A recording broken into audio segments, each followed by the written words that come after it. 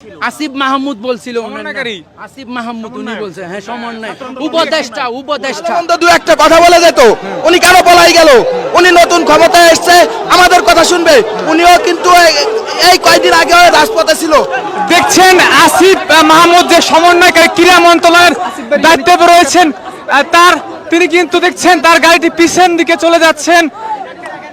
আমরা যদি একটু দেখাই, তার গাড়িটি ঘুরিয়ে যাচ্ছেন, সমন্বয়কারী ছিলেন এবং দেখছেন এই মুহূর্তে তার গাড়ি আসিফ স্যারের গাড়ি, আসিফ স্যার দেখছেন আসিফের গাড়ি কিন্তু চলে যাচ্ছে। এই মুহূর্তে সমন্বয়কারী রয়েছেন। কার গাড়ি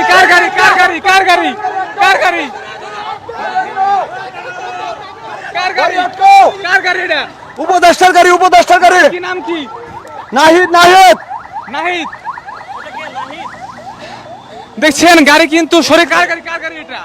আসিফ মাহমুদ নাম বলছিল উনি আমাকে, যখন বলছে উপদেষ্টা, হ্যাঁ উপদেষ্টা, উনি আমাকে নাম্বার দিছে, বলছে আপনারা লিখিত আকারে একটা দেন, আমাদের গাড়িটা ছাড় দেন, এতটুকু বলছে। পরে যখন আমরা উনাকে ছাড়ি নাই, উনি উনার ইচ্ছা মতো আবার ব্যাক করে চলে গেছে। আসলে কি প্রমাণিত হলো এটা? উনি আমাদের পক্ষে আছে কিনা সেটা আমরা কিভাবে বুঝতে পারবো? তাদের সামনে কথা বলার মতো কোনো সাহস নাই, তারা দুর্নীতি করতে কথা বলছে, আমাদের সাথে কথা বলছে যে আপনারা একটা লিখিত আমাদেরকে দেন। আমি আসিফ মাহমুদ বলছিল, আসিফ মাহমুদ উনি বলছে, হ্যাঁ সমন্বয় উপদেষ্টা আসিফ মাহমুদ নাম হিসাবে বলছে, হ্যাঁ। তো উনি বলতেছে যে আপনারা একটা লিখিত দেন। স্যার আমি বলতেছি লিখিত কি? এখানে আমাদের এক দফায় এক দাবি, এখানে লিখিত কি দিব? আমাদের তো কোনো এক্সট্রা কোনো লিখিত কোনো কাজ নাই। আমাদের এখানে কোনো অনেকগুলা দাবি যদি থাকতো তাহলে আমরা লিখিত আকারে পেশ করতাম, এটাই বলছি। হ্যাঁ, কথা না বলে কেন চলে গেলেন? উনি ভয়েতে পালাইছে। উনি নিজে যেহেতু এরকম একটা উদ্বোধন ঘটছিল, তাহলে উনি বুঝতে পারে আসলে উদ্বোধনটা কি জিনিস, উনি এই জন্য পালিয়ে গেছে। আপনারা নিরাপত্তা দিয়ে থাকেন এবং আপনারা বলছেন শান্তি শৃঙ্খলা ভাবে করবেন, তাহলে আপনাদের সাথে কথা বলে বিষয়টা তো উনাকে আমরা যখন মিডিয়ার সাথে কথা বলার জন্য উনাকে আমরা রিকোয়েস্ট করি, তখন উনি পালিয়ে যায়, গাড়ি ব্যাক করে পালিয়ে যায়, এটুকু। এখন আপনাদের পরবর্তী সিদ্ধান্ত আমরা এখানে থাকবো 24 ঘন্টার ভিতরে। যদি আমাদের ডিজি মহোদয় না আসে তাহলে আমরা সব কর্মবিরতি, কেউ আনসার কোনো ডিটি করবে না। বর্তমান সরকারের একজন উপদেষ্টা, সে যখন আপনাদের কোনো সিদ্ধান্ত দিতে পারে না, ডিজি সাহেব কি কোনো সিদ্ধান্ত দিতে পারবে? ডিজি মহোদয় হচ্ছে আমাদের বাহিনীর প্রধান, উনাকে আমাদেরকে লাগবে, উনাকে সহ আমাদেরকে যে মন্ত্রণালয়ে যাওয়ার দরকার সেখানে যাইতে হবে, এটাই হচ্ছে মেন।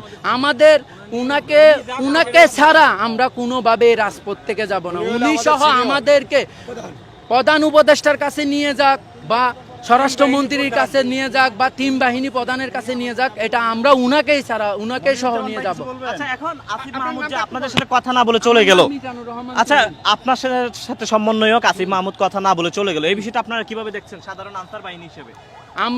আমাদের পক্ষে উনারা নাই এখনো পর্যন্ত, এটাই আমি বুঝতে পারতেছি। উনি যদি একজন বিপ্লবী মানুষ হতো, একজন গণ উদ্বোধন থেকে উঠে আসা সে মানুষটা যদি আমাদের দুঃখ কষ্ট না বুঝে, তাহলে কি আসলে কি জাতির জন্য, ওরা কি আসলেই জাতির জন্য করছিল নাকি নিজের জন্য করছিল? এখানে আমার প্রশ্নটা।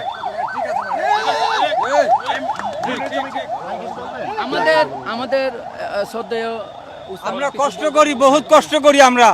আমাদের চাকরি আছে 10 বছর, আমাদের কোনো পেনশন নাই। বাড়িতে গেলে আমরা খাজাতে যেতে হবে। আমরা 2006 সালে চাকরি করি, আমাদের খালি জ্বালা যন্ত্রণা করতে আমরা অসহ্য হয়ে গেছে। আমাদের পোলাপান লেখাপড়া করতে পারি না, বাবা মা ঠিক মতো খাতে দিতে পারি না, ওষুধপাতি কিনতে পারি না, আমাদের কোনো ব্যবস্থা নাই। আমাদের অফিসের যেগুলো আছে সম্পূর্ণ চোর, খালি টাকার ভুক্ত। আমার তো অনেক টাকা কাটে রাখছে, আমার কোনো টাকা পয়সা দেয় না। 16,000 বেতন, আমার কোনো চাকরি, আমাদের কোনো পাই না, আমরা খরচ করে খেতে পারি না, খুব কষ্ট হয় আমাদের। এই যে চাকরি শেষ, আমরা কি করে খাবো বাড়িতে? এখন 8 মাস 9 মাস 10 মাস আমার বাড়িতে বসে থাকা লাগে। মানুষের বাড়িতে কামলা দিয়ে সারা চাকরি করে দিতে, আবার কামলা দিস কেন? এটা কি ঠিক? এসে তো খাওয়া লাগে। আমরা ট্রেনিং করতে লোক, আমরা ট্রেনিং করে আছি, আমরা অস্ত্র চালাতে শিখছি। তার কেউ খোঁজ খবর নেয় না। আমাদের এই যে কোটা সংস্কার আন্দোলনে যে আমাদের আনসার সদস্য, অগণিত আনসার সদস্য মারা গেছে, এটা কেউ কোনো খোঁজ খবর নেয় না। কোনো অফিসার কর্মকর্তা আমাদের আনসার ডিপার্টমেন্টের বলেন অন্য অন্য ডিপার্টমেন্টের বলেন কেউ কোনো প্রকারের খোঁজ খবর বা সহযোগিতা বা তাদেরকে দেখতে যাওয়ার জন্য যে সান্ত্বনাটুকু এইটুকু দেওয়ার জন্য কেউ আগে আসে নাই।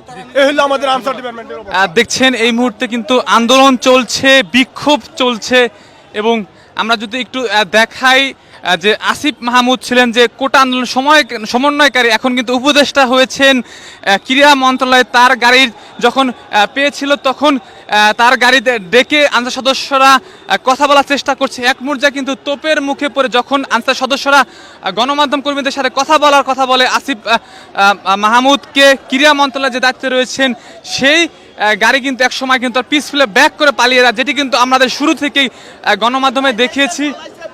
বলেন এখন এই গাড়িটা কার? এই প্রটোকল কার? এটা ওই উপদেষ্টা স্যারের, বলেন উপদেষ্টা স্যারের প্রটোকল। আমরা সবাই মিলে আমাদের এই দাবিটা ওনার কাছে তুলে ধরতে চাইছিলাম, কিন্তু উনি আমাদের দাবির কথা শুনে বলছে যে তোমাদের ডিজির সাথে আমি কথা বলবো, এই বলে আমাদের আর কিছু না বলে গাড়ি সাহা করে ব্যাক দিছে। পিছনে যদি আমাদের কোনো থাকতো হয়তো বা মরেও যেতে পারতো। উনি এভাবে পলানো উনার ঠিক হয়নি। উনি ভালো মন্দ দু একটা কথা বলে যেত, উনি কেন পলাই গেল? উনি নতুন ক্ষমতায় এসছে, আমাদের কথা শুনবে। উনিও কিন্তু এই কয়েকদিন আগে রাজপথে ছিল, আমরাও রাজপথে আছি। আমাদের দুঃখ বোঝার জন্য উনার প্রয়োজন ছিল।